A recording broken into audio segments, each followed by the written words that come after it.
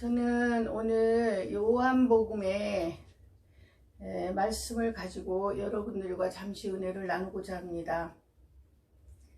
참빛, 요한복음 1장 9절 말씀에 참빛 그 세상에 와서 각 사람에게 비추는 빛이 있었나니 그가 세상에 계셨으며 세상은 그로 말미암아 지은 바 되었으되 세상이 그를 알지 못하였고 자기 땅에 오매 자기 백성이 영접하지 아니하였으나 영접하는 자 곧 그 이름을 믿는 자들에게는 하나님의 자녀가 되는 권세를 주셨으니 이는 혈통으로나 육정으로나 사람의 뜻으로 나지 아니하고 오직 하나님께로부터 난 자들이니라. 말씀이 육신이 되어 우리 가운데 거하심에 우리가 그의 영광을 보니 아버지의 독생자의 영광이요 은혜와 진리가 충만하더라.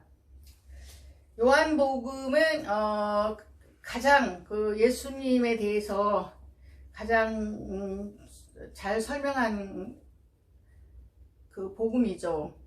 그래서 기록 목적은 저자는 사도 요한인데 기록 목적은 의심할 바 없이 예수는 성육신하신 하나님의 아들임이 분명하고 그래서 누구든지 예수를 믿으면 구원을 받고 영생을 누린다는 것을 알려주기에 기록되었습니다.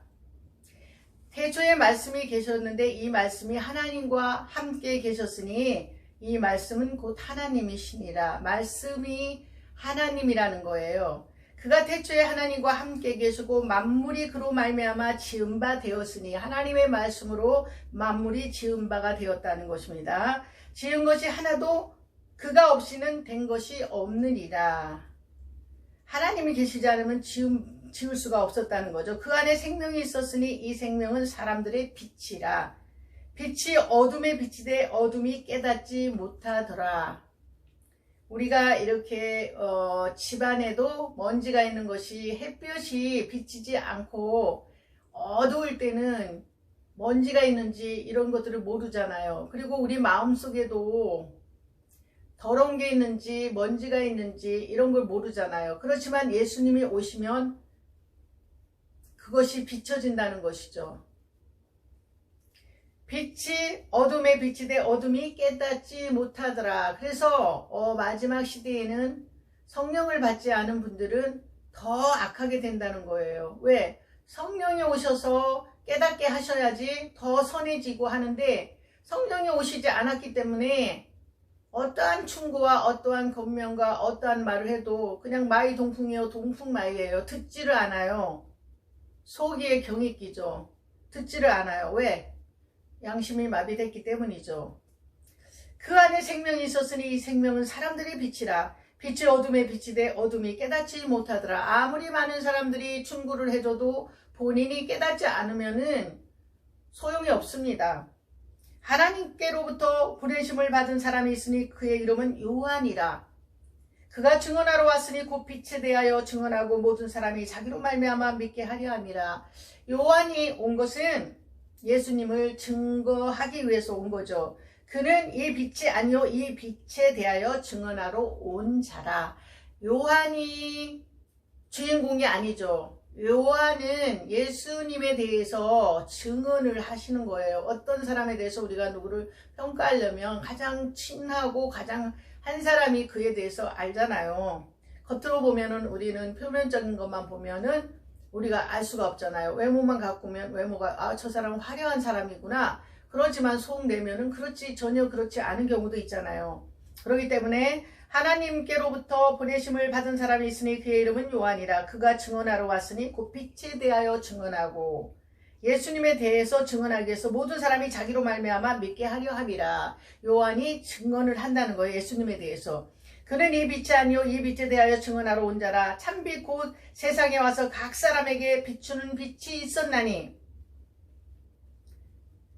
이거는 본문은 예수님의 신성을 입증하는 그분의 선제와 성육신이 강조된 후 예수에 대해 세례 요한의 증거 및 4명의 제자들을 부르시는 예수님의 사역이 소개된 장면이고요.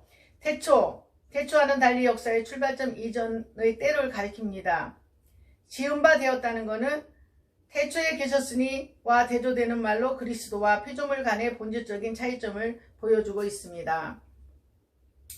생명은 하나님이 그의 아들 예수를 통해 선물로 주셔서 하나님과의 교제를 가능케 하는 영적인 생명을 말합니다. 그래서 그가 세상에 계셨으며 세상은 그로 말미암아 지은 바 되었으되 세상이 그를 알지 못하였대요. 자기 땅에 오매 자기 백성이 영접지 아니하였으나 영접하는 자 곧 그 이름을 믿는 자들에게는 하나님의 자녀가 되는 권세를 주셨으니, 예수님이 오셨을 때 아무도 예수님을 인정하지 않았다는 거예요. 그래서 영접하는 자 곧 그 이름을 믿는 자, 예수님을 믿는 자, 그에게는 하나님의 자녀가 되는 권세를 주셨다는 거예요. 이는 혈통으로나 육정으로나 사람의 뜻으로 나지 아니하고 오직 하나님께로부터 난 자들이니라. 혈통으로나 육정으로나 사람의 뜻으로 나지 아니하고 오직 하나님께로부터 난 자들이니라. 말씀이 육신이 되어 우리 가운데 거하심에 우리가 그의 영광을 보니 아버지의 독생자의 영광이요 은혜와 진리가 충만하더라. 말씀이 육신이 되어 우리 가운데 거하심에 우리가 그의 영광을 보니 아버지의 독생자의 영광이요 예수님이 은혜와 진리가 충만하더라. 요한이 그에 대하여 증언하여 외쳐 이르되 내가 전에 말하기를 내 뒤에 오시는 이가 나보다 앞선 것은 나보다 먼저 계심이라 한 것이 이 사람을 가리킴이라 하니라. 우리가 다 그의 충만한 데서 받으니 은혜 위에 은혜로라. 율법은 모세로 말미암아 주어진 것이요 은혜와 진리는 예수 그리스도로 말미암아 온 것이라. 율법은 모세를 통해서 주어진 것이지만 은혜와 진리는 예수 그리스도로 말미암아 온 것이라. 본래 하나님을 본 사람이 없을 때 아버지 품속에 있는 독생하신 하나님이 나타내셨느니라. 유대인들이 예루살렘에서 제사장들과 레위인들을 요한에게 보내어 내가 누구냐 물을 때 요한의 증언이 이러하니라. 요한이 드러내어 말하고 숨기지 아니하니 드러내어 하는 말이 나는 그리스도가 아니라 한데, 사람들이 요한이 그리스도인가 이렇게 착각을 했죠. 또 묻되 그러면 누구냐? 내가 엘리야냐? 이르되 나는 아니라. 또 묻되 내가 그 선지자냐? 대답하되 아니라. 또 말하되 누구냐? 우리를 보낸 이들에게 대답하게 하라. 너는 내게 대하여 무엇이라 하느냐? 이르되 나는 선지자 이사야의 말과 같이 주의 길을 곱게 하라고 광야에서 외치는 자의 소리로라 하니라. 모든 성경이 다 연결이 되어 있죠. 그들은 바리새인들이 보낸 자라. 또 물어 이르되 내가 만일 그리스도도 아니요 엘리야도 아니요 그 선지자도 아닐진데 어찌하여 세례를 베푸냐? 네가 어떻게 해서 세례를 베풀 수가 있느냐? 선지자도 아니면서. 요한이 대답하되 나는 물로 세례를 베풀거니와 너희 가운데 너희가 알지 못하는 한 사람이 섰으니 곧 내 뒤에 오시는 그이라. 나는 그의 신발끈도 풀기도 감당하지 못하겠노라 하더라. 이른 요한이 세례 베풀던 곳 요단강 건너편 베다니에서 일어난 일이니라. 이튿날 요한이 예수께서 자기에게 나오심을 보고 이르되 보라 세상죄를 지고 가는 하나님의 어린 양이로다.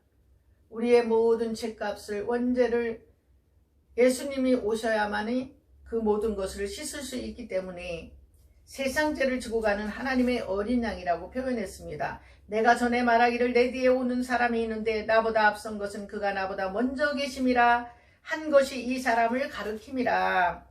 나도 그를 알지 못하였으나 내가 와서 물로 세례를 베푸는 것은 그를 이스라엘에 나타내려 함이라 하니라.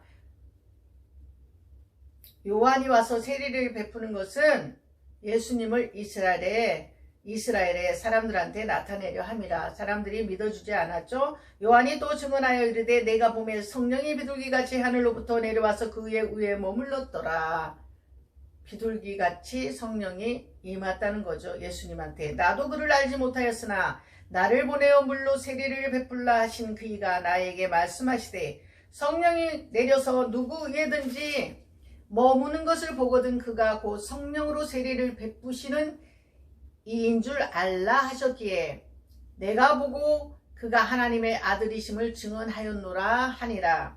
또 이튿날 요한이 자기 제자 중 두 사람과 함께 섰다가 예수께서 거니심을 보고 말하되 보라 하나님의 어린 양이로다. 두 제자가 그의 말을 듣고 예수를 따르거늘 예수께서 돌이켜 그 따르는 것을 보시고 물어 이르시되 무엇을 구하느냐 이르되 랍비여 어디 계시오니까 하니 랍비는 번역하면 선생이라. 예수께서 이르시되 와서 보라. 그러므로 그들이 가서 계신 데를 보고 그날 함께 거하니 때가 10시쯤 되었더라. 요한의 말을 듣고 예수를 따르는 두 사람 중에 하나는 시몬 베드로의 형제 안드레라. 그가 먼저 자기의 형제 시몬을 찾아 말하되 우리가 메시아를 만났다 하고 메시아는 번역하면 그리스도라. 데리고 예수께로 오니 예수께서 보시고 이르시되 내가 요한의 아들 시몬이니 장차 게바라 하리라 하시니라. 게바는 번역하면 베드로라. 이튿날 예수께서 갈릴리로 나가려 하시다가 빌립을 만나 이르시되 나를 따르라 하시니 빌립은 안드레와 베드로와 한 동네 벳세다 사람이라. 빌립이 나다니엘을 찾아 이르되 모세가 율법에 기록하였고 여러 선지자가 기록한 그 일을 우리가 만났으니 요셉의 아들 나사렛 예수니라. 나다니엘이 이르되 나사렛에서 무슨 선한 것이 날 수 있느냐. 빌립이 이르되 와서 보라 하니라. 예수께서 나다니엘이 자기에게 오는 것을 보시고 그를 가리켜 이르시되 보라. 이는 참으로 이스라엘 사람이라. 그 속에 간사한 것이 없도다. 나다니엘은 간사한 것이 없었다는 거예요. 나다니엘이 이르되 어떻게 나를 아시나이까? 예수께서 대답하여 이르시되 빌립이 너를 부르기 전에 내가 무화과 나무 아래에 있을 때에 보았노라. 나다니엘이 대답하되 랍비여 당신은 하나님의 아들이시오 당신은 이스라엘의 임금이로소이다. 예수께서 대답하여 이르시되 내가 너를 무화과 나무 아래에서 보았다 하므로 믿느냐? 이보다 더 큰 일을 하리라. 또 이르시되 진실로 진실로 너희에게 이르노니 하늘이 열리고 하나님의 사자들이 임자에 오르락 내리락 하는 것을 보리라 하시니라. 아멘. 저는 오늘 요한복음 1장을 읽어드리고 조금 설명했는데 제 설명은 많이 부족하죠. 벳세다라는 곳은 고기잡이의 집이란 뜻을 가진 갈릴리 호수 북동쪽에 위치한 어촌으로 예수께서 두 차례나 이적을 행하신 곳이고요. 나다니엘은 하나님의 선물이란 뜻으로 예수의 제자 바돌로메와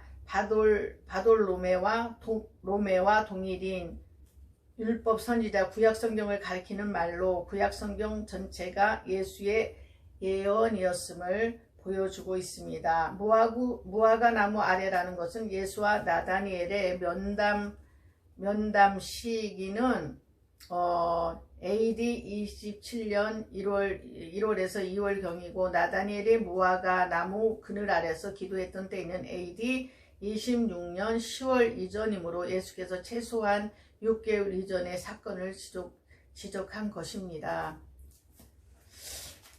감사드립니다. 오늘도 좋은 하루 되시고 행복한 하루 되세요. 어떤 환경이 오고 어떤 어려움이 온다 할지라도 우리는 성경 말씀을 묵상하고 성경 말씀은 하나도 거짓이 없고 빼거나 더할 필요가 없습니다. 그래서 우리는 모르면 그냥 성경을 읽고 또 이런 모든 것들이 하나님께서 다 주관하고 계시는구나 이렇게 생각하시고 어떤 어려움과 풍파가 오더라도 감사하는 저와 여러분 되시기를 바랍니다. 감사드립니다. 좋은 하루 되세요.